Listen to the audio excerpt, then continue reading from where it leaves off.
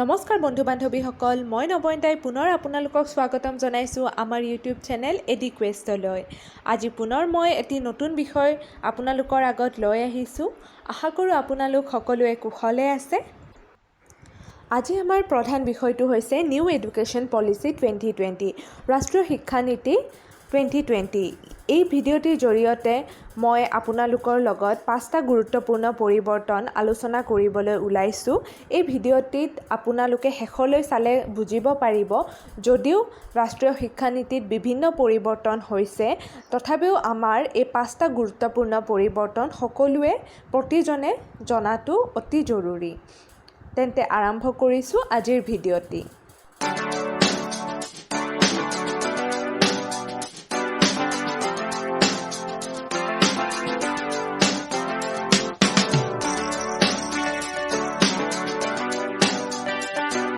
29 July 2020 বুধবাৰে ভাৰত চৰকাৰে new education policy ৰাষ্ট্ৰীয় শিক্ষানীতি 2020 প্ৰথমবাৰৰ বাবে ভাৰতবৰ্ষত স্থাপিত কৰে। তাৰ আগতে আমাৰ 1986ত স্থাপন কৰা এডুকেশ্যন পলিচিয়ে চলি আহিছিলে। এই এডুকেশ্যন পলিচিত বিভিন্ন সাল সলনি কৰা হয় আৰু এই সাল সলনিবোৰ খুবেই জৰুৰী আছিলে বুলি মই ভাবোঁ। লগতে আপুনিও চাগে অনুভৱ কৰিছে। এই শিক্ষানীতিৰ জৰিয়তে আমাৰ এডুকেশ্যন ছিষ্টেমটো অধিক ট্ৰান্সপাৰেণ্ট হৈ পৰিব। এই সাল সলনিবোৰৰ জৰিয়তে আশা কৰোঁ আমি আমাৰ এডুকেশ্যন ছিষ্টেমটোক উচ্চ শিখৰলৈ লৈ যাবলৈ সক্ষম হ'ম। এতিয়াৰ পৰা মিনিষ্ট্ৰী অফ হিউমেন ৰিচৰ্চক কোৱা হ'ব মিনিষ্ট্ৰী অফ এডুকেশ্যন। এই শিক্ষানীতিত হোৱা প্ৰধান সাল সলনিবোৰ হৈছে, এতিয়াৰ পৰা এডুকেশ্যন ইনষ্টিটিউটবোৰক, হায়াৰ এডুকেশ্যন ইনষ্টিটিউটবোৰক এটা ছিংগল ৰেগুলেটৰে চলাব। সকলোবোৰ এটা ছিংগল অথৰিটিৰ আণ্ডাৰত আহিব। আমাৰ ডিগ্ৰী কৰ্চেছবিলাকত মাল্টিপল এণ্ট্ৰি আৰু এক্সিট কৰিব পাৰিব। যিদৰে আপুনি যদি ফাৰ্ষ্ট ইয়াৰ কৰিছে, কিবা কাৰণত যদি আপুনি ছেকেণ্ড থাৰ্ড ইয়াৰ কৰিব পৰা নাই সেই সময়ত, তেতিয়া আপোনালোকে ফাৰ্ষ্ট ইয়াৰ কৰাৰ পিছতো এখন চাৰ্টিফিকেট পাব, যাৰ সহায়ত আপোনালোকে চাকৰি পাব পাৰে। আকৌ পিছত যদি আপোনালোকৰ মন যায়, তেনেহ'লে আকৌ আপোনালোকে ছেকেণ্ড ইয়াৰত আহি এডমিশ্যন ল'ব পাৰিব। সেইটো খুবেই বেছি ভাল পদক্ষেপ, কাৰণ বহুজনে আমাৰ এডুকেশ্যন চলাই যাব নোৱাৰে বিভিন্ন কাৰণত। কেতিয়াবা ইকনমিক প্ৰব্লেম থাকে, ঘৰুৱা প্ৰব্লেম থাকে, সকলোৰে কাৰণে আমি কেতিয়াবা আমাৰ এডুকেশ্যন ভালকৈ ল'ব নোৱাৰোঁ। এতিয়াৰ পৰা আমাৰ এই এডুকেশ্যন ছিষ্টেমৰ জৰিয়তে আমাক সেই সুবিধাখিনি দিয়া হৈছে। এইটো খুবেই বেছি আকৰ্ষণীয় পদক্ষেপ। তাৰপিছত হৈছে এমফিল প্ৰগ্ৰেম যোনটো থাকে। মাষ্টাৰ ডিগ্ৰী কৰাৰ পিছত আপোনালোকে 55%ৰ ওপৰত থাকিলে এমফিল কৰিব পাৰে, আৰু এমফিল কৰাৰ পিছত আপোনালোকে PhD কৰিব পাৰে, বা মাষ্টাৰ ডিগ্ৰী কৰাৰ পিছত ডিৰেক্টলিও আপোনালোকে PhD কৰিব পাৰে। কিন্তু এতিয়াৰ পৰা সেই এমফিল প্ৰগ্ৰেমটো সম্পূৰ্ণভাৱে ডিছকণ্টিনিউ কৰা হৈছে। এতিয়াৰ পৰা এমফিল প্ৰগ্ৰেম বুলি একো নাথাকিব। ব'ৰ্ড এক্সামবিলাকৰ যিটো মানসিক চাপ দিয়া হৈছিলে, সেই চাপখিনি এতিয়াৰ পৰা কমি যাব। এটা কমন এণ্ট্ৰেঞ্চ এক্সাম হ'ব ইউনিভাৰ্চিটিবিলাকত এডমিশ্যন লোৱাৰ বাবে। এইবোৰ খুবেই বেছি আকৰ্ষণীয় পদক্ষেপ বুলি ক'ব পাৰি। এই পদক্ষেপবোৰ যদি আমি আখৰে আখৰে পালন কৰিব পাৰোঁ, তেন্তে সেই পদক্ষেপে আমাক খুবেই উচ্চ শিখৰত আমাৰ এডুকেশ্যন ছিষ্টেমটো লৈ যাব বুলি আশা কৰিব পাৰি। আগতে যিদৰে আছিলে, আমি মুখস্থ কৰিছিলোঁ, লিখিছিলোঁ। যদি মুখস্থ কৰা বস্তুবোৰ যদি মনত থাকি যায় এক্সামৰ সময়ত, পৰীক্ষাৰ সময়ত, তেন্তে যদি ভাল মাৰ্কছ পাওঁ, তেতিয়া আমাক কোৱা হয় আমি খুবেই পঢ়াত ভাল। আৰু যদিহে আমি কিবা কাৰণত সেই মুখস্থ কৰা বস্তুখিনি যদি আমি ভালকৈ তাতে লিখি আহিব নোৱাৰোঁ, তেন্তে আমাক ধৰি লোৱা হয় যে আমি একোৱেই নোৱাৰিম চাগে। কিন্তু এতিয়াৰ পৰা সেই ছিষ্টেমটো সম্পূৰ্ণভাৱে নোহোৱা হৈ যাব। এতিয়াৰ পৰা সকলো ল'ৰা ছোৱালীয়ে নিজৰ ইণ্টাৰেষ্ট মতে পঢ়িব পাৰিব। যিদৰে চাওক, কিছুমানে অংক ভাল পায়, কিছুমানে বেয়া পায়, কিছুমানে কমাৰ্চ ল'ব খোজে, কিছুমানে আৰ্টছৰ ছাবজেক্টছবোৰ বেছি ভাল পায়, কিছুমানে ছায়েন্সৰ ছাবজেক্টছবোৰ বেছি ভাল পায়। এতিয়াৰ পৰা ছায়েন্সৰ ছাবজেক্ট এনেকুৱা নহয় আপুনি যদি ফিজিক্স ভাল পাইছে আপুনি যে পলিটিকেল ছায়েন্স পঢ়িব নোৱাৰিব। এতিয়াৰ পৰা তেনেকুৱা নহ'ব, আপুনি পঢ়িব পাৰিব। সেই বস্তুটো খুবেই আকৰ্ষণীয় পদক্ষেপ, খুবেই আকৰ্ষণীয় পদক্ষেপ। এতিয়াৰ পৰা সকলো ল'ৰা ছোৱালীয়ে নিজৰ মতে চাগে পঢ়িব পাৰিব, নহয় জানো?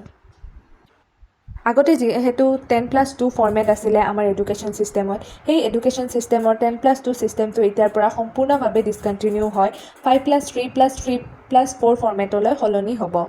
এই সলনিৰ জৰিয়তে আমি এতিয়াৰ পৰা আগতে যিদৰে আছিলে সকলো ল'ৰা ছোৱালীয়ে সকলো ছাবজেক্টছ পঢ়িব লাগিছিলে ধৰক সৰুৰ পৰা আমি সকলোৱে সকলো ছাবজেক্টছ পঢ়িছোঁ মেথছো পঢ়িছোঁ ইংলিছো পঢ়িছোঁ আমি খালি মুখস্থ কৰিব দিয়া হয় সৰুতেতো আমাক মুখস্থ কৰিবই দিয়া হয় তুমি এইটো মুখস্থ কৰি আনিবা সেইটো মুখস্থ কৰি আনিবা মুখস্থ কৰি পৰীক্ষাত লিখোঁ হৈ গ'ল এতিয়াৰ পৰা তেনেকুৱা ছিষ্টেম নহ'ব এতিয়াৰ পৰা ফাউণ্ডেশ্যন ক'ৰ্ছ ৰখা হ'ব প্ৰথম 5 বছৰ এটা ফাউণ্ডেশ্যন এডুকেশ্যন হ'ব সেই ফাউণ্ডেশ্যন এডুকেশ্যনৰ জৰিয়তে ল'ৰা ছোৱালীৰ প্ৰতিভা বিকাশত খুবেই ভালকৈ পদক্ষেপ ল'ব পৰা যাব যিদৰে কিছুমানে গান গাই ভাল পায় কিছুমানে খেলি ভাল পায় সকলো ল'ৰা ছোৱালী সমান নহয় বুলিতো আমি কথাত কওঁ কিন্তু যেতিয়া পঢ়াব ধৰে যদি পঢ়াত ভাল নহয় কোনোবাই যদি নপঢ়ে তেন্তে সেই ল'ৰা ছোৱালীক আমি ভাল চকুৰে নাচাওঁ আমাৰ ছ'চাইটিত তেনেকুৱাই আছে কিন্তু এতিয়াৰ পৰা তেনেকুৱা নহ'ব ধৰক আপুনি খেলি যদি ভাল পায় আপুনি খেলাৰ জৰিয়তে আপুনি আগবাঢ়ি যাবলৈ সক্ষম হ'ব পাৰে এতিয়াৰ পৰা সেই বস্তুটো অহাৰ পৰা আমাৰ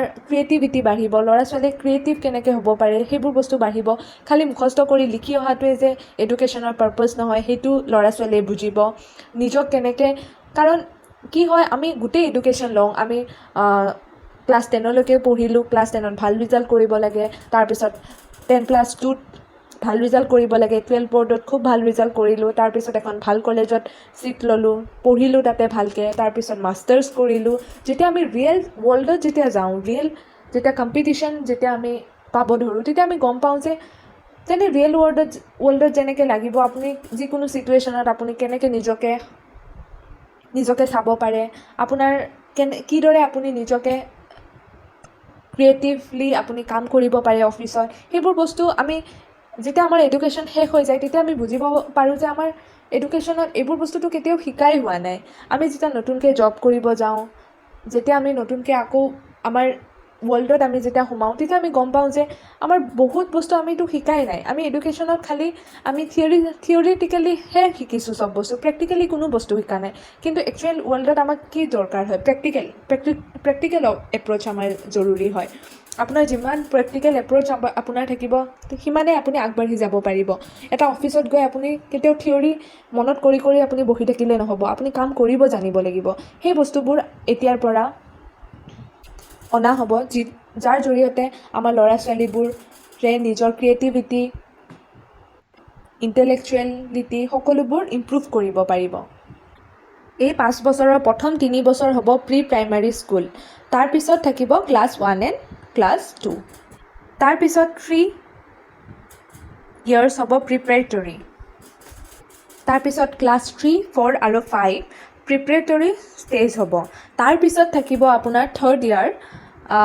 3 ইয়াৰ্ছ থাকিব মিডিল ক্লাছটো থাকিব 6 to 8লৈকে তাৰপিছত 4th ষ্টেজটো হ'ব আপোনাৰ ক্লাছ 9 to 12লৈ লাষ্টৰ যোনটো ষ্টেজ আছে 4 সেইটো ক্লাছ 9ৰ পৰা 12লৈকে যোনটো আছে সেইটো কোৱা হ'ব ছেকেণ্ডেৰী ষ্টেজ বুলি কোৱা হ'ব প্ৰথম 5 বছৰৰ আপোনাক ফাউণ্ডেশ্যন এডুকেশ্যন দিয়া হ'ব সেই 5 ইয়াৰ্ছৰ ভিতৰত আপোনাৰ 3 বছৰ থাকিব প্ৰাইমাৰী স্কুল তাৰপিছত ক্লাছ 1 আৰু 2 থাকিব তাৰপিছত আপোনাৰ থাকিব 3 ইয়াৰ্ছ অফ প্ৰিপেৰেটৰী তাতে থাকিব ক্লাছ 3, 4 আৰু 5 তাৰপিছত থাকিব আপোনাৰ মিডিল ষ্টেজ 3 ইয়াৰ্ছ থাকিব সেইটোত থাকিব আপোনাৰ ক্লাছ 6, 7 আৰু 8 তাৰপিছত লাষ্টত থাকিব 4 ইয়াৰ্ছ সেইটোত থাকিব ক্লাছেছ 9 to 12লৈকে সেইটো কোৱা হ'ব ছেকেণ্ডেৰী ষ্টেজ বুলি তাৰ পিছৰ প্ৰধান চেঞ্জেছটোৱে হৈছে মাল্টিলেংগুৱেল ধৰক আমাৰ ভাৰতবৰ্ষত প্ৰধানকৈ হিন্দী ইংলিছ আৰু আমাৰ মাতৃভাষাবোৰ চলে মাতৃভাষা বিভিন্ন ধৰণৰ মানুহৰ মাতৃভাষা বেলেগ বেলেগ আমাৰ অসমৰ যেনেকৈ অসমীয়া ৰাজস্থানৰ ৰাজস্থানী গুজৰাটৰ গুজৰাটী তেনেকৈ আমাৰ বহুত মাতৃভাষা আছে আমাৰ ভাৰতত সেইকাৰণে এতিয়া নতুন নিউ এডুকেশ্যন পলিচিয়ে সেইটো ৰেকমেণ্ডে কৰিছে সেইটো কম্পালচৰি কৰা নাই যদিও সেইটো ৰেকমেণ্ড কৰিছে আমাৰ দেখা যায় যে আমি যেতিয়া কোনো এটা বস্তু যেতিয়া নতুন বস্তু যেতিয়া শিকিব খোজোঁ সেই বস্তুটো যেতিয়া আমি মাতৃভাষাত কোনোবা আমাক বুজাই দিয়ে তেতিয়া সেই বস্তুটো আমি বেছি ভালকৈ বুজিব পাৰোঁ ৰাদাৰ দেন আমাক যদি এতিয়া হিন্দীত বুজায় বা ইংলিছত বুজায় আমাৰ এতিয়া কি হয় ইংলিছ মিডিয়াম ষ্টুডেণ্টছবিলাকৰ ইংলিছ মিডিয়ামত হওক বা হিন্দী মিডিয়াম হওক বিভিন্ন স্কুল আছে আমাৰ আমাৰ ধৰক অসমীয়া ল'ৰা এজনে যেতিয়া ইংলিছ মিডিয়াম স্কুলত পঢ়িব যাব সৰুৰ কথা কৈছোঁ মই তেতিয়া ভালকৈ ইংলিছটো ইমান আমাৰ ঘৰতো ইমান কোৱা নাযায় ইংলিছ বুজিবলৈ অলপমান কঠিন হয় কিন্তু সি যেতিয়া মাতৃভাষাতে পাব বস্তুটো সি তেতিয়া বেছি সোনকালে বুজিব পাৰিব। সেইকাৰণে ইয়াতে ৰেকমেণ্ড কৰিছে যে এটলিষ্ট ক্লাছ 8লৈকে আমাৰ এডুকেশ্যনৰ মানে ছিষ্টেমটোত মাতৃভাষা ইনক্লুড কৰা হয়, যেনে ইনষ্ট্ৰাকশ্যনছ টিচাৰ্ছবোৰে যেন ইনষ্ট্ৰাকশ্যন দিয়ে মাতৃভাষাত। কিন্তু সেইটো বস্তু আমাৰ যিহেতু বহুতো মাতৃভাষা আছে, আমাৰ বেলেগ বেলেগ ধৰণৰ মাতৃভাষা আছে, সেইকাৰণে সেইটো বস্তু ৰেকমেণ্ডে কৰিছে। সেইটো বস্তু কোৱা নাই যে সেইটো বস্তু কৰিবই লাগিব, সেইটো কোৱা নাই। আৰু এই নিয়মটো সম্পূৰ্ণ প্ৰাইভেট পাব্লিক স্কুল সকলোৰে কাৰণে সেইটো লাগু কৰা হৈছে। তাৰ পিছৰ প্ৰধান চেঞ্জেছটোৱে হৈছে ছায়েন্স, আৰ্টছ আৰু কমাৰ্চ। এতিয়াৰ পৰা ছায়েন্স, আৰ্টছ আৰু কমাৰ্চ বুলি একো ষ্ট্ৰীম নাথাকিব। ল'ৰা ছোৱালী যি বিচাৰে তাকে পঢ়িব পাৰিব। ধৰক আমাৰ যদি ক্লাছ 10ত মাৰ্কছ খুবেই বেছি ভাল আহে, তেন্তে ল'ৰা বা ছোৱালীজনীক আমি ছায়েন্সৰ ফালে যাবলৈ আমি বেছি ছ'চাইটিয়ে সেইটো বনাই দিছে। ছায়েন্সত যাব লাগিলে ল'ৰা ছোৱালী ভাল হ'ব লাগিব পঢ়া শুনাত, বা আৰ্টছত যাব লাগিলে অকণমান যদি কম মাৰ্কছ পায় তেন্তে তেনেকুৱা ধৰণৰ এটা আহিছে। কিন্তু সেইটো বস্তু একদম ঠিক নহয়। তাৰোপৰি বহুতে নিজৰ মনৰ কথা শুনিও নিজৰ ষ্ট্ৰীম নিজে চইচ কৰে। যদিও আমাৰ মেজৰলি দেখা যায় ছায়েন্স ভাল মাৰ্কছ আহিছে যদি ছায়েন্স লৈছে, তেনেকুৱা দেখা যায়। এতিয়াৰ পৰা কি হ'ব, এতিয়াৰ পৰা আপোনালোকে যদি ধৰক মই ফিজিক্স পঢ়ি ভাল পাওঁ আৰু মই লগতে পলিটিকেল ছায়েন্স পঢ়িও ভাল পাওঁ, লগতে মই কমাৰ্চৰো কিবা এটা ছাবজেক্টছ পঢ়ি ভাল পাওঁ, বেংকিং পঢ়ি ভাল পাওঁ, এতিয়া মই সেই গোটেইবোৰ ছাবজেক্টছ ল'ব পাৰিম। মোৰ নিজৰ ইচ্ছামতে মই ল'ব পাৰিম। এতিয়া কোনো ষ্ট্ৰীমত বান্ধি ৰখা নহয় শিক্ষা ব্যৱস্থাক। সেইটো খুবেই ডাঙৰ আৰু খুবেই ভাল পদক্ষেপ বুলি ক'ব পাৰোঁ। এতিয়াৰ পৰা আমি আমাৰ সকলোৱে মনৰ যিবোৰ ছাবজেক্ট ভাল লাগে তেখেতসকলে সেইমতে ছাবজেক্ট চইচ কৰি তেখেতসকলে পঢ়িব পাৰিব। আৰু সেইটো বস্তুৱে যিটো ছেটিছফেকশ্যন দিয়ে সেই বস্তুটোতো মানে ক'বই নালাগে আৰু, নহয় জানো? ইয়াৰ পিছৰ প্ৰধান চেঞ্জেছটোৱে হৈছে ন' মোৰ ড্ৰপ আউটছ। এতিয়াৰ পৰা ড্ৰপ আউটছ বুলি কোনো কনচেপ্টে নাথাকিব। ধৰক এতিয়ালৈকে আমাৰ এনেকুৱা আছিলে, যদি কিবা কাৰণত আপুনি ফাৰ্ষ্ট ইয়াৰ পঢ়িলে, ছেকেণ্ড ইয়াৰ পঢ়িলে, কিন্তু থাৰ্ড ইয়াৰত আপুনি পঢ়া বাদ দিব লগা হ'ল, বিভিন্ন কাৰণত, আপোনাৰ ফিনেন্সিয়েল প্ৰব্লেমৰ কাৰণত আপুনি চাকৰি কৰিব লগা হ'ল, বা ঘৰুৱা কিছুমান প্ৰব্লেমৰ কাৰণে আপুনি পঢ়া শুনা কৰিব নোৱাৰিলে কিন্তু আপোনাৰ খুবেই ইচ্ছা আছিলে, তেতিয়া আপুনি চাকৰি কৰাৰ পিছত কিছু বছৰ পিছত যদি আপোনাৰ মন যায় পঢ়িব, আকৌ আপুনি পঢ়িব পাৰিব। কিন্তু এতিয়ালৈকে কেনেকুৱা আছিলে, যদি আপোনাৰ তেনেকুৱা মনো যায়, আপুনি ফাৰ্ষ্ট ইয়াৰ পঢ়ি থৈছে, ছেকেণ্ড ইয়াৰ আগতে পঢ়া আছিলে, কিন্তু আপুনি থাৰ্ড ইয়াৰত ডিৰেক্টলি এডমিশ্যন নাপায়, কিছু বছৰ পিছত এইটো ইনভেলিড হৈ যায়, তেতিয়া আকৌ আপুনি ডিগ্ৰী কৰিব লাগিলে ফাৰ্ষ্ট, ছেকেণ্ড, থাৰ্ড ইয়াৰ তেনেকেই কৰিব লাগিব। এতিয়াৰ পৰা সেই বস্তুটো নাথাকিব। এতিয়াৰ পৰা আপুনি ফাৰ্ষ্ট ইয়াৰতো এখন চাৰ্টিফিকেট পাব, ছেকেণ্ড ইয়াৰ পাছ কৰাৰ পিছতো এখন চাৰ্টিফিকেট পাব। এতিয়াৰ পৰা কি হ'ব, যদি আপুনি কিবা কাৰণে ড্ৰপ হ'ব লগা হয়, পঢ়া শুনাটো যদি ড্ৰপ কৰিব লগা হয়, তেতিয়াও আপুনি এনেকুৱা নহ'ব যে আপুনি 12 পাছ হৈ থাকি যাব। এতিয়াৰ পৰা আপুনি ৰিজিউম কৰিব পাৰিব, যেতিয়া আপোনাৰ ফিউচাৰত যদি কেতিয়াবা মন যায় পঢ়িব, আকৌ আপুনি যি ইয়াৰ্ছত আপুনি এৰিছিলে সেই বছৰটোতে আকৌ আপুনি এডমিশ্যন ল'ব পাৰিব। এইটো খুব বেছি গুৰুত্বপূৰ্ণ পদক্ষেপ বুলি ক'ব পাৰি। যিসকলৰ পইচা পাতি আছে তেখেতসকলেতো পঢ়া শুনা কৰিব পাৰে, যিমান পঢ়িব খোজে সিমান পঢ়িব পাৰে। কিন্তু এনেকুৱা কিছুমান মানুহ আছে যাৰ পইচা পাতিৰ অভাৱৰ কাৰণে আধাতে পঢ়া শুনা বাদ দিব লগা হয়। তেখেতসকলৰ টেলেণ্ট থাকে, তেখেতসকলে পঢ়িব পাৰে, কিন্তু তেখেতসকলে পঢ়িব এইকাৰণেই নোৱাৰে কাৰণ তেখেতসকলে ফিনেন্সিয়েলি দুৰ্বল। সেইটো প্ৰব্লেমৰ কাৰণে এটা নেশ্যনেল পৰ্টেল অ'পেন কৰা হৈছে, যাৰ জৰিয়তে ছাপৰ্ট দিয়া হ'ব, ফাষ্টাৰ কৰা হ'ব, এই স্কলাৰশ্বিপ দিয়াৰ পদ্ধতিটো ফাষ্টাৰ কৰা হ'ব। ST, SC, OBC আৰু আদাৰ বেকৱাৰ্ড, ধৰক যাৰ ফিনেন্সিয়েল প্ৰব্লেম আছে তেখেতসকলক স্কলাৰশ্বিপ দিয়া হ'ব। আৰু লগতে এই পৰ্টেলটোৱে ছাজেষ্ট কৰিছে প্ৰাইভেট হায়াৰ এডুকেশ্যন ইনষ্টিটিউটবোৰকো যেন এনকাৰেজ কৰে পঢ়াৰ কাৰণে, বিভিন্ন স্কলাৰশ্বিপ উলিয়াই ষ্টুডেণ্টৰ ভালৰ কাৰণে। এইকেইটাই আছিল প্ৰধান সাল সলনি, আৰু এইকেইটা খুবেই গুৰুত্বপূৰ্ণ। আশা কৰোঁ এই ভিডিঅ'টিৰ জৰিয়তে আপোনালোক সকলোৱে উপকৃত হ'ব। যদিহে ভিডিঅ'টি চাই ভাল পাইছে তেন্তে লাইক আৰু ছাবস্ক্ৰাইব বাটনটো প্ৰেছ কৰি থ'ব, যাতে পৰৱৰ্তী সময়ত আহিবলগীয়া সকলো ভিডিঅ'ৰ ন'টিফিকেশ্যন আপোনালোকে সময়মতে লাভ কৰিব পাৰে।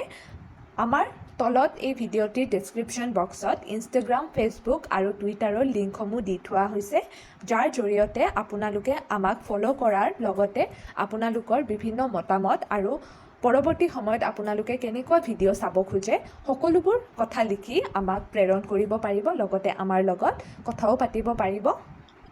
আশা কৰোঁ সকলোৱে ভালেই থাকিব। পুনৰ এটি নতুন ভিডিঅ'ৰ জৰিয়তে আকৌ লগ পোৱাৰ প্ৰতিশ্ৰুতিৰে আজি